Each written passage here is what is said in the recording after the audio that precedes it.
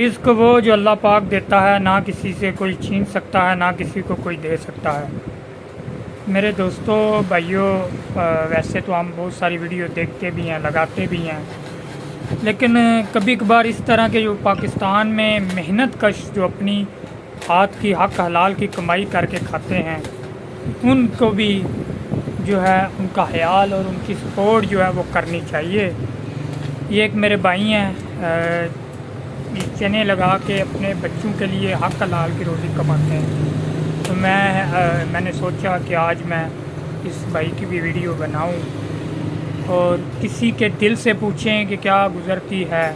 हक के राहे में सोने चम्मच के लेने वाले भी जो हैं वो अगैर किया करते हैं।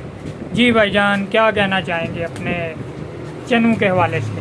पंजाबी जी छोले कहने। जी जनाब, मैं ਤੁਹਾਨੂੰ ਇੱਕ ਨਗਮ ਸੁਣਾਉਣਾ ਚਾਹਾਂਗਾ ਜਨਾਬ ਜਲਾਲਪੁਰ ਜੱਟਾਂ ਦੀ। ਜੀ ਸਾਡੇ ਜਲਾਲਪੁਰ ਜੱਟਾਂ ਦੀ ਇਮਰਾਨ ਖਾਨ ਕੁਰੈਸ਼ੀ ਮੇਰਾ ਨਾਮ ਹੈ। ਟਾਟਾ ਕੰਪਨੀ ਜਲਾਲਪੁਰ ਜੱਟਾਂ ਮਦਾਨੀ का बड़ा बड़ा ए लो जी अस्सलाम वालेकुम। लोई भाईजान लोरी बड़ा कराई दाल भोले जे कमे याद करा रहे नींबूदार 12 मिनट मसाले तैयार। ए भाईजान वेख्या ते क्या गल नहीं बनदी, वेख्या ते क्या मुंह च पानी हुंदा, नेड़े आओ निबड़ के चेक करो, मुंह दा पानी बंद करो, मजा ना आए ते पैसे वापस। सब फड़े जाणगे जी, सब फड़े जाणगे, सब फड़े जाणगे जी, सब फड़े जाणगे। चने जेड़े खाणगे फड़े न जाणगे, बड़े मजे आणगे।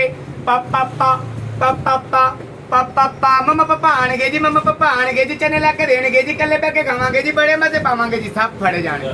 पा पा पा पा तब्दीली आई रे, तब्दीली आई रे।